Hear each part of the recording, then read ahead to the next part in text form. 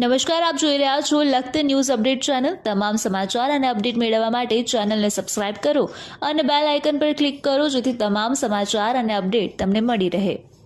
લખતર ગામ દેવી બુટ માતાજીના વાર્ષિક પાટોત્સવ નિમિત્તે હોમાત્મક નવચંડી યજ્ઞનું આયોજન કરવામાં આવ્યું। દર વર્ષે જેઠ મહિનાના પહેલા મંગળવાર અથવા પહેલા રવિવારે 100 કરતાં વધારે વસ્તી પાટોત્સવ નિમિત્તે હોમાત્મક હવન કરવામાં આવે છે।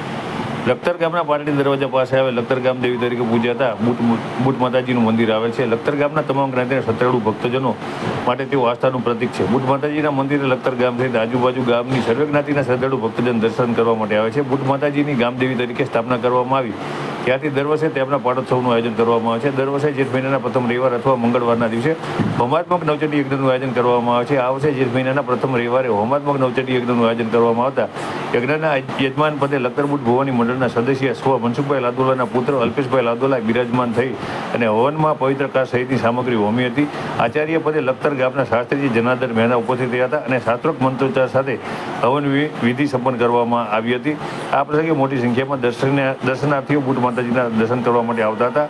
હોમાત્મક નવચંડી યજ્ઞ બાદ બુટ ભવાની મંડળ દ્વારા દર વર્ષની જેમ આ વર્ષે પણ મહાપ્રસાદનું આયોજન કરવામાં આવ્યું હતું। ત્યારે મોટી સંખ્યાની અંદર લોકો સાંજના સમયે મહાપ્રસાદ લેવા માટે થઈ અને પહોંચ્યા હતા।